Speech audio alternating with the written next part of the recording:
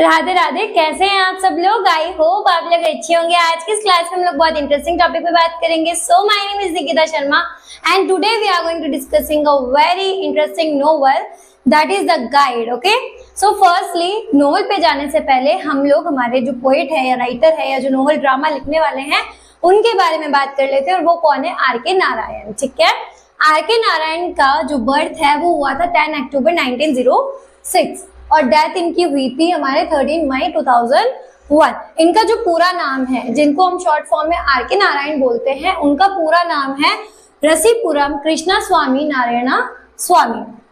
An Indian writer known for his work set in the fictional South Indian town of Malgudi. ये जितने भी work करते हैं या लिखते हैं वो इंग्लिश में होता है। एंड सेकेंड थिंग, इनका जितना भी वर्क सेट है वो ज्यादातर इनके एक पास में जो विलेज है मालगुडी विलेज से रिलेटेड, ये वहां पर नोन इंडियन राइटर है। ये इंडियन राइटर में मालगुडी के आसपास की चीजों के बारे में या मालगुडी के बारे में ही लिखा करते हैं।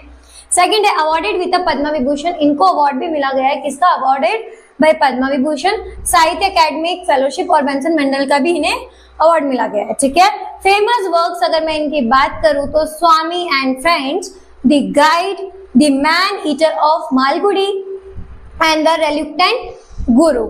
ये तो सिर्फ हमारे आर.के. नारायण के बारे में था। अभी हम लोग देख लेते हैं कि आगे इस गाइड के बारे में या फिर ये जो नोवेल है ये क्या है, इसे क्यों पढ़ना है, क्या इसकी इंपॉर्टेंस है, क्या इसके की फैक्ट्स है, थीम है, अब सारा कैरेक्टर वगैरह सब कुछ वहां पर डिस्कस करेंगे। सो नेक्स्ट में देख लेते हैं। हम लोग हमारा जो नोवेल है द गाइड शुरू कर रहे हैं, और जो गाइड है वो आर.के. नारायण ने लिखी थी और उनके बारे में मैंने आपको बताया था। अभी हम लोग इसमें देखेंगे कि जो ये गाइड है वो कब पब्लिश हुई, कब इसके बारे में क्या इंपॉर्टेंस थी, वो सब कुछ। ठीक है, डिटेल में मैं आपको बता दूं कि ये रिटर्न जो है 1956 यूनाइटेड स्टेट्स में लिखी गई थी 1956 में, एंड इसका पब्लिशमेंट हुआ था 1958 में।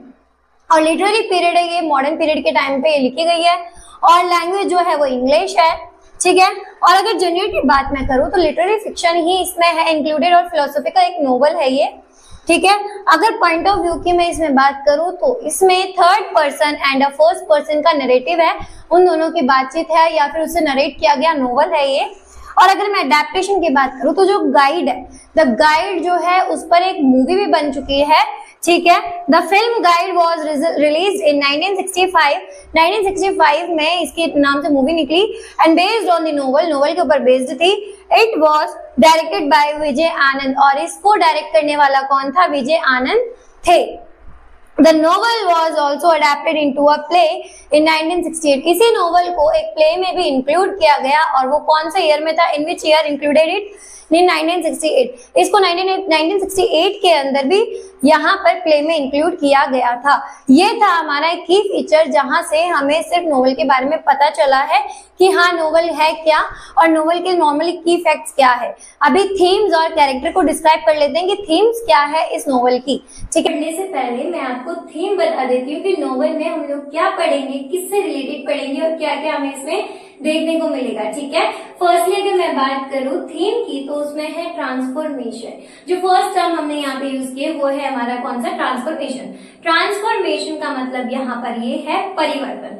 जो जो आप इसको पढ़ते हुए चलोगे इसमें बहुत कैरेक्टर्स में परिवर्तन होगा, उन चीजों के बारे में हम लोग यहाँ पे डिस्कस करेंगे। सेकंड वन है हाइपोक्रेसी एंड डिस्गाइज, जहां पर झूठ पाखंड की हम लोग बातें करते हैं, उससे रिलेटेड भी ये टॉपिक है। ट्रेडिशन, जो कल्चर या रिचुअल्स या जो ट्रेडिशंस हम फॉलो करते हैं उसकी बात है, और इसमें हो सकता है हमारे क्या जो लोअर कास्ट हायर कास्ट की भी यहाँ पे बात की गई है। और उसके बाद में मेटेरियलिज्म यहाँ पर एज अ भौतिकतावादी की तरह पे यहाँ पे दर्शाया गया है, और ग्रीड जो कि सेल्फिशनेस को बताया गया है कि एक लालची इंसान कितना गिर सकता है, लालची इंसान कितना अपना लाइफ को खराब कर सकता है, एक अच्छी खासी लाइफ को भी वो खराब कर सकता है। ये जो है हम लोग सारा जो है वो नोवेल के अंदर पढ़ेंगे। इसको पढ़ने से पहले या इसके बारे में बताने से पहले मैं कैरेक्टर्स को डिफाइन कर दूंगी, जिससे आपको ज्यादा नोवेल की नॉलेज हो जाए और समझ में भी आए और इंटरेस्ट भी आए जब मैं आपको स्टोरी समझाऊं। ठीक है, या नोवेल समझाऊं। तो अभी आगे नोवेल के कैरेक्टर्स को डिफाइन कर लेते हैं। इसमें जो कैरेक्टर्स है, मेनली जिन कैरेक्टर्स की यहाँ पर ज्यादा इंपॉर्टेंट की बात हुई है उनके बारे में बता दूं। फर्स्ट है हमारा राजू। राजू जो है एक प्रोटोगोनिस्ट है और ये एक रेलवे राजू के नाम से भी जाने जाते हैं। उसके बाद में ये लोअर मिडिल क्लास फैमिली से बिलोंग करते हैं और बहुत ही इंटेलिजेंट, स्ट्रूव्ड और डायनेमिक पर्सन है, माइंडेड पर्सन है। ठीक है, ये तो हमारे कौन हो गए, राजू जो मेन कैरेक्टर है। उसके बाद में रोजी, नलिनी की मैं बात कर रही हूँ। पहले इनका नाम रोजी था, देन उसके बाद में कुछ सर्टेन इश्यूज के बाद में, सिचुएशन के बाद में इनका नाम नलिनी रखा गया था। ठीक है, रोजी जो है एक यंग ब्यूटीफुल वुमेन है, एक मैरिड वुमेन है। इनके जो हस्बैंड है उनका नाम मार्को है। ठीक है, ये वाइफ किसकी है, मार्को की वाइफ है। और Raju also falls in love with her. जब फर्स्ट टाइम रोजी को राजू देखते हैं तो उसी टाइम से वो उन्हें लाइक करते हैं, पसंद करते हैं। She belongs to a lower caste, और वो लोअर कास्ट से बिलोंग करती है। रोजीज मोस्ट स्ट्राइकिंग क्वालिटी, रोजी की जो सबसे मोस्ट क्वालिटी है वो है इमेंस जीनियस फॉर डांस। उसको बहुत ज्यादा डांस करना अच्छा लगता है, वो बहुत ज्यादा प्रेफर करती है, उसको बस डांस डांस डांस अच्छा लगता है। स्पेशली उसको सरपेंट डांस पसंद है, सरपेंट जो कि नागिन वाला डांस होता है वो वाला उससे बहुत ज्यादा पसंद है। अगर बात करूं मार्को पोलो की, जो कि हस्बैंड है किसके, रोजी के, और अगर मैं बात करूं रोजी और मार्को पोलो की, तो comparison to both of them, जो रोजी है वो ज्यादा यंग है, ये थोड़े से एजेड लगते हैं। ठीक है, अगर बात करूं मार्को, तो एक सीरियस स्टूडियस स्कॉलर है एशियन सिविलाइजेशन के। इनको पुरानी चीजों के बारे में, गुफाओं के बारे में, साइट्स के बारे में खोज खबर रखने का ज्यादा शौक है, ये इन चीजों में ज्यादा प्रीफर करते हैं। ये अपने काम को बहुत ज्यादा इंपॉर्टेंस देते हैं, इनको अपने काम से ज्यादा ही लगाव होता है। ये अपने काम को किसी भी वे में छोड़ते नहीं है। अगर ये कहीं जाते भी है विजिटिंग पर भी, तो ये वहां पर भी ऐसे ही चीजों को खोज करते हैं और उन्हीं के बारे में देखते हैं। ठीक है, ये था हमारा मेन इनके बारे में। अभी हम लोग आगे डिस्कस कर लेते हैं 3-4 और कैरेक्टर्स हैं उनके बारे में, देन हम लोग नॉवेल को कंटिन्यू करेंगे। ठीक है, अब देख लेते हैं जो नेक्स्ट कैरेक्टर्स है वो है फर्स्ट राजू's मदर। ट्रेडिशनल इंडियन वुमेन है, ये एक सोसाइटी से रिलेट करती है, और Rashi is the only one who takes care of Raju when her husband dies. जब उनके हस्बैंड खत्म हो गए थे तो वो एक अकेली थी जो राजू का ध्यान रखती थी। अब पॉजिटिव वुमेन, एक पॉजिटिव वुमेन थी वो। और राजू के फादर जो थे एक फ्रेंडली और लोकेशियस पर्सन थे, and he runs a small shop in Malgudi. Malgudi में एक छोटी सी शॉप चलाते थे। He dies when Raju grows young, थोड़ा सा यंग हुआ राजू, उसके बाद में इनकी डेथ हो जाती है। अगर वेलन की मैं बात करूँ तो ये सिंपल विलेजर है और एक मंगल विलेज से बिलोंग करते हैं, कि जो कि सदर्न इंडिया में है। अब बात कर लेते हैं हम लोग नोवेल की स्टार्टिंग की। अगर मैं फर्स्ट लेग नोवेल की स्टार्टिंग करूँ तो वो होती है हमारे छोटे से बच्चे राजू के साथ में। किससे होती है, राजू के साथ में। ठीक है, और जो ये राजू है ये बहुत ही छोटा है अभी, और ये अपने मम्मी पापा के साथ मालगुड़ी में रहता है। और जब ये मालगुड़ी में रहते हैं तो इनके जो पापा है वो बहुत ही पैसे कमाने वाले पर्सन होते हैं, क्योंकि इनकी खुद की एक शॉप होती है। और उसी टाइम पर मालगुड़ी के गांव में एक रेलवे स्टेशन ओपन हुआ। उसी टाइम इन्होंने क्या किया, एक दुकान खरीद ली रेलवे स्टेशन के पास में ही, और वहां पे थोड़े दिन उन्होंने काम किया। और इनको राजू को यहाँ पर दुकान जो घर के पास में शॉप थी उसमें काम करने को बोला। लेकिन कुछ टाइम बाद में उनके पापा का मन वहां पे नहीं लगा, तो वो तो यहाँ पे आ गए और राजू को वहां पर शिफ्ट कर दिया। कुछ टाइम तक, समय तक वो ऐसे ही चलता रहा, और उसके बाद में हमारे राजू की पापा की डेथ हो जाती है। राजू के फादर की डेथ हो जाती है, तो राजू उस शॉप को चलाता है और वो दोनों मम्मी और बेटे साथ में रहते हैं। राजू वहां पर आते, रेलवे स्टेशन के पास में आते हुए लोग, विजिटिंग पे लोग उनको देखता था। उसको इतना खास इंटरेस्ट नहीं था शॉप में। वो आस पड़ोस के लोगों को देखता और समझता कि हाँ मालगुड़ी इतना बड़ा स्टेट, मतलब वो है, और यहाँ पर लोगों को विजिटिंग प्लेसेस पता है, तो मैं इनको बताऊंगा तो ये लोग मतलब मैं इनको गाइड करूंगा और पैसे कमाऊंगा, और इसी में मतलब मेरा माइंड भी अच्छा ग्रो करेगा। क्योंकि उसको इंटरेस्ट नहीं था शॉप में, तो वो क्या करता है, एज अ गाइडर बन जाता है। ठीक है, और वो लोगों को गाइड करता है, जबकि उसको इतनी नॉलेज नहीं होती है, बट फिर भी वो गाइड करना शुरू कर देता है कि ये गुफा बहुत पुरानी है। ठीक है, ये जो झील है ये इस राजा ने बनवाई थी, इस गुफा में ये चीज बहुत वो है, ये बहुत फेमस चीज है यहाँ की, ये ऐसा है, ये ऐसा है। और वो लोगों को देखकर समझ जाता था कि लोग कैसे हैं, कितना प्रेफर करेंगे, कौन टैक्सी में जाना पसंद करेगा, कौन रेलगाड़ी में जाना पसंद करेगा, कौन पैदल जाना पसंद करेगा, किसको मेरी जरूरत है, किसको नहीं है। वो हर एक चीज की नॉलेज उसे पता होती थी। वो लोगों को बहुत अच्छे से चीजों के बारे में बताता था। तो जैसे जैसे टाइम गुजरा, लोगों ने उसको as a guide railway Raju के नाम से उसे पुकारना शुरू कर दिया। और जब भी लोग नई विजिटिंग पे आते तो रेलवे राजू को ही पुकारा करते, रेलवे राजू से ही मिलते और उसके बाद में मालगुड़ी विलेज को विजिट करते थे। तो एक बार क्या होता है, मार्को जो कि यहाँ पे आते हैं, और मार्को भी बहुत ही मतलब इंटेलिजेंट पर्सन होते हैं। वो एशियन सिविलाइजेशन के बारे में, साइंस के बारे में रिसर्च करते हैं, तो उन्हें बहुत कुछ आइडिया होता है। अभी मैंने बोला राजू को इतनी नॉलेज नहीं है, बस एज अ वो एक माइंडेड अपना दिमाग लगा के वो काम कर रहे होते हैं। तो यहाँ आने के बाद में मार्को जो है वो यहाँ आने के बाद में हमारे रेलवे राजू से मिलते हैं कि मुझे उन गाइड के साथ में ही यहाँ पे घूमना है, विजिट करना है। तो वो वहां जाते हैं। वैसे ही राजू जैसे औरों को बताता था वैसे ही इनको बताता है कि यहाँ पर ये चीज है, यहाँ पर इस झील इस राजा ने बनवाई है। जब जब वो बताता तब तक मार्को इनकी बात को काट देता और बोलता कि नहीं, तुम ये चीज गलत बता रहे हो, तुम ये गलत बता रहे हो, तुम ये गलत बता रहे हो, तुम इस चीज की नॉलेज सही नहीं दे रहे हो, ठीक है। और ये बात सुन के राजू को बहुत ही ज्यादा बुरा लगता है कि यार मेरे को जब इसको जरूरत ही नहीं थी तो इसने मुझे क्यों हायर किया, मुझे क्यों बुलाया, मुझे कोई नीड नहीं थी, मैं इसको कितनी भी बार बोलूंगा ये मेरी बात को काटेंगे। ये बहुत सारी शिकायतें हमारे राजू के मन में आ रही थी, ठीक है। उसके थोड़ी देर बाद ही मार्को पहले आए, देन मार्को की वाइफ आई जो कि रोजी थी। और रोजी को देखने के बाद में राजू के सारे जो विचार थे वो चेंज हो गए।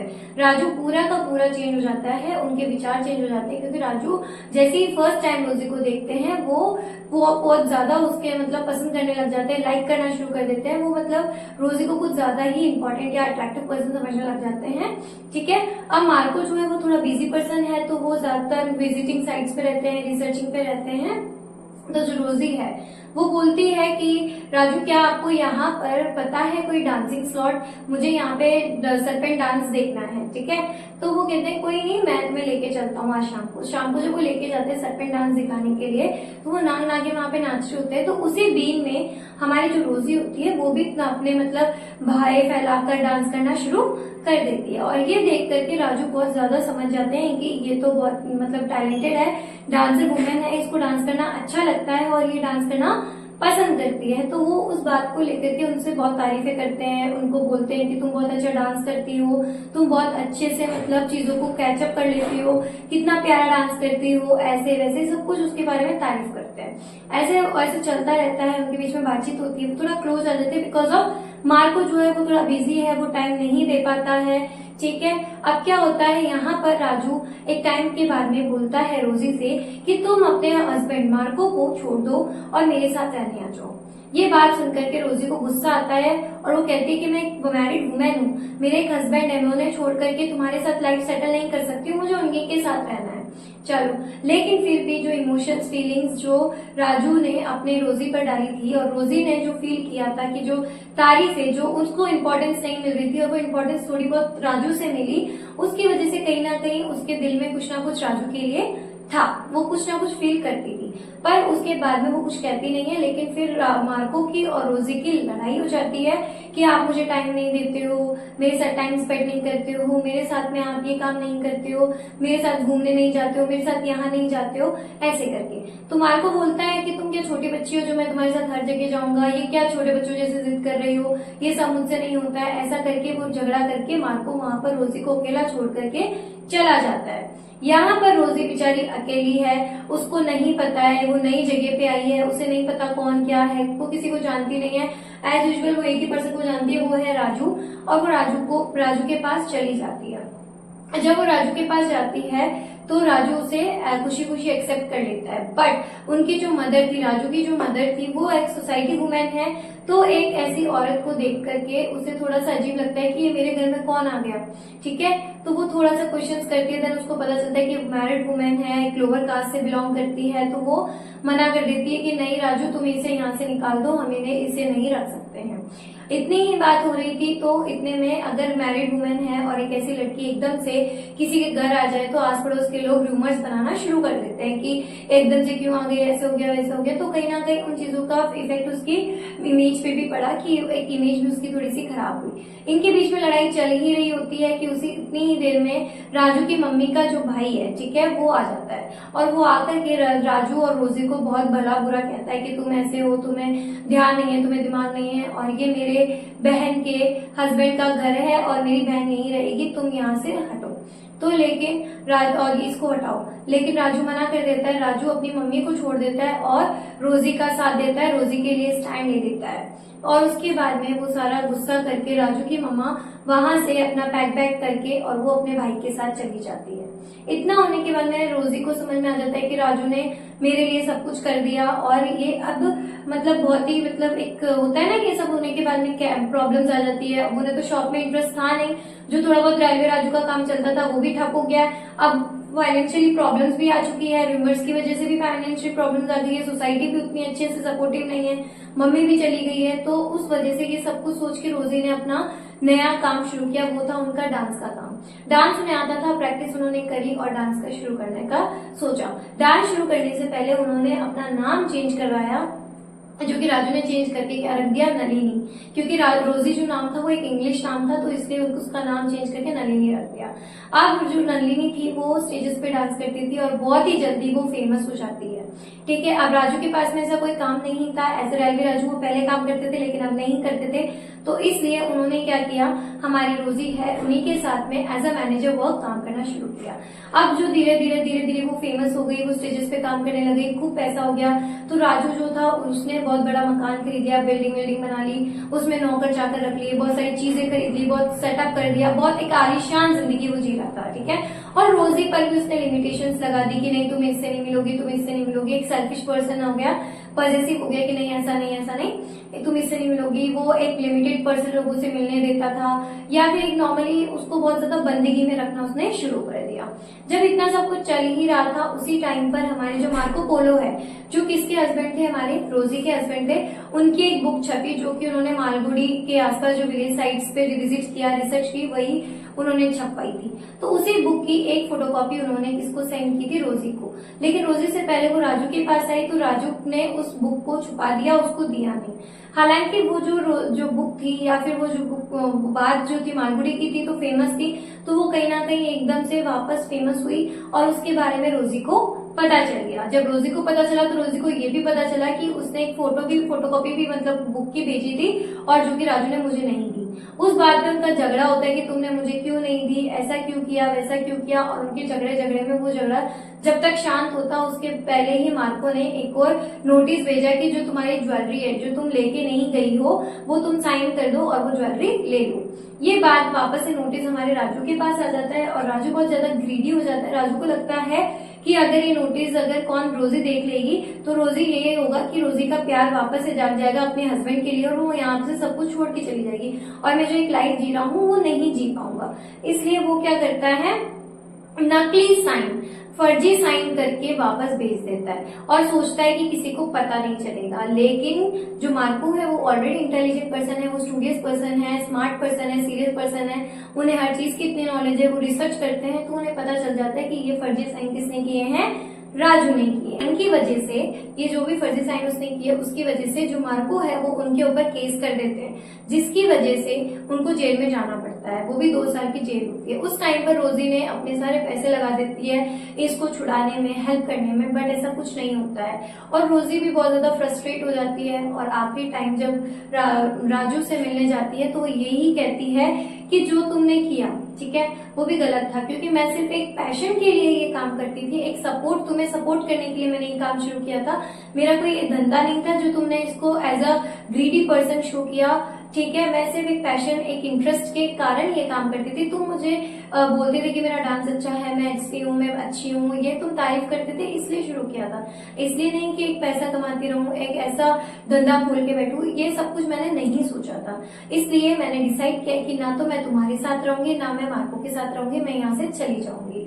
ऐसा बोल करके वो चली जाती है, और राजू को 2 साल की जेल हो जाती है। 2 साल के बाद में जब वो निकलता है, तो वो एक नदी के किनारे बैठ जाता है, और वहीं पे सोचता है कि मेरी तो मम्मा भी चली गई, रोजी ने भी मुझे छोड़ दिया, मैं कहाँ जाऊं, किसको मुंह दिखाऊं, और उस गांव में वापस जा नहीं सकता हूँ, क्योंकि वहां पे लोग मुझे जानते हैं, तो वहां रहना भी मेरे लिए बहुत मुश्किल है, फेस करना भी बहुत मुश्किल है। तो वो वहीं पे बैठ जाता है, वो कुछ सोच रहा ही होता है कि मुझे क्या करना चाहिए। उसी टाइम वहां पर वैलन आते हैं, और वैलन एक सिंपल विलेजर है, वो आके अपना मतलब सब कुछ बताना शुरू कर देते हैं, और वैलन राजू को ऐसे प्रेडिक्ट करते हैं जैसे कि वो कोई साधु महात्मा हो, उस तरीके से, और कहते हैं कि यार मेरे साथ ये समस्या है।